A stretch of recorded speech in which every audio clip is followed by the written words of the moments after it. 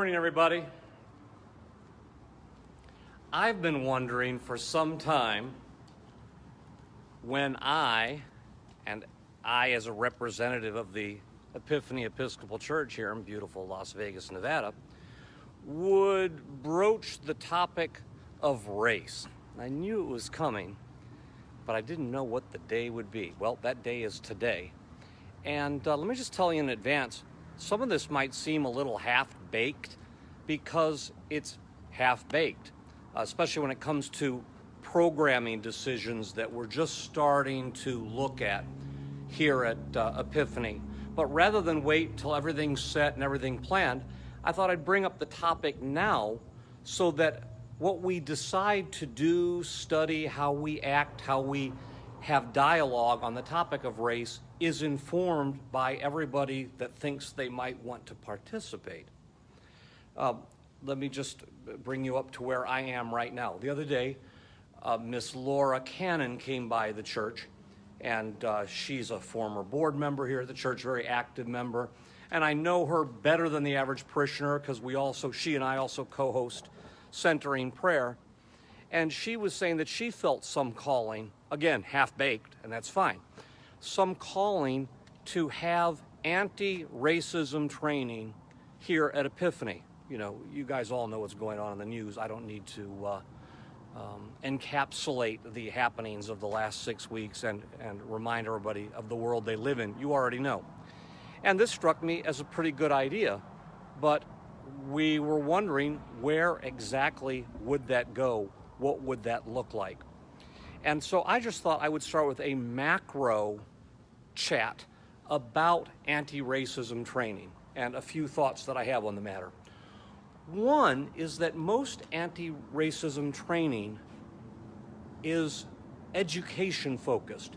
And this is a good thing to hear about that black neighborhood in Tulsa where the African American community had created a completely safe, functional, affluent neighborhood and part of Tulsa, and basically out of white jealousy the whole place got burned down and the people were made homeless and robbed of their livelihoods. It was horrible. And that there's a racist history in the United States, we already know. And we all know who Emmett Till is. Telling these stories is crucial, yes, but of limited value or partial value for overall fixing the problem and moving toward a world that is less racist. And here's why. A lot of that education triggers guilt in people. And they think, well, I didn't lynch Emmett Till, or I didn't drag him around and throw him in the river, so it's not my problem. That's defensiveness. And defensiveness comes from, and this is the key point, a lack of security. On the topic of race and the topic of anything that's controversial or problematic, may I clearly and strongly recommend that we all avoid being defensive. Nothing good comes from it. You're getting in an argument with your husband or wife, do not get defensive. You will hurt yourself more than anybody. You will hurt your couplehood. Being defensive blocks truth, it blocks learning, it blocks progress, it blocks understanding. Being defensive is wrong, destructive, and terrible for everybody. Terrible for us, terrible for our loved ones, terrible for God. Am I making my point? Do not be defensive on any topic. Be open to the fact that you may not be perfect. Hard as it might be. Rather than be defensive, look at problems as an opportunity to learn, including what your views may be on race. What I'm lifting up here is a theology and a psychology of security. Security being the opposite of defensive in this case.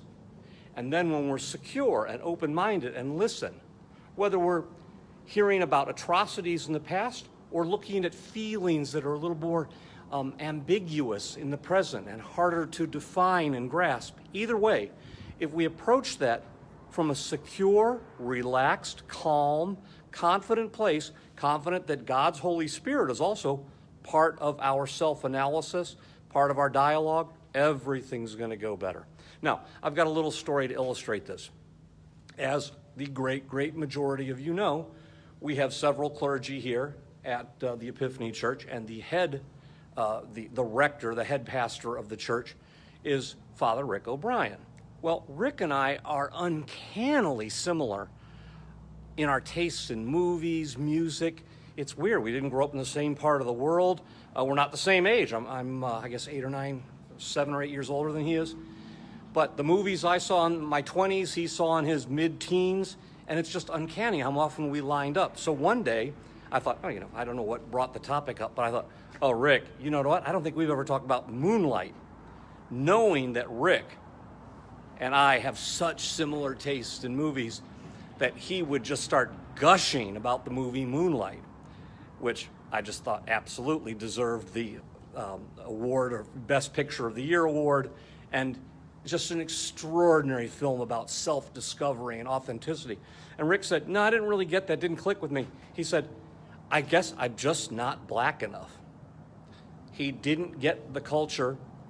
He didn't get the Liberty City neighborhood in Miami. He didn't get South Florida, but mainly he didn't get African American. He didn't get crack salesman from Jamaica. He didn't know just automatically that the little crown on the dashboard wasn't a theological statement or a socio-political one. It's just an air freshener. He didn't get the ebonics of it. But the reason I'm telling this story is not to say what Father O'Brien doesn't know. I'm lifting Father O'Brien up as the hero of this story because he was so utterly calm and secure and communicative about his understanding of Moonlight, including his cultural non-familiarity. He was comfortable enough and secure enough to say what he did not know. And so I was like, well, let me hip you to a few things and try to persuade you to watch the movie again. Look for the line, the line in the film where later in life, these two men, one says to the other, yeah, we hear Chiron. In white communication, that would have been, yeah, what's past is past. The future's unknown, but we have right now to live fully into God's possibilities. Well, that isn't what he said. He said, yeah, we hear Chiron. That was magic. And to have the conversation about how to enjoy that line in that film is a good thing. So here's one thing I know for sure. Somehow or another, whether we're all wearing masks or we all watch the movie separately and then have a Zoom meeting, I am going to choose a date with your help. Again, this is a dialogue. I'm going to choose a date where we all watch the movie Moonlight together. We all write down a few points, questions, comments, what we loved, what we hated, what confused us, normal movie talk.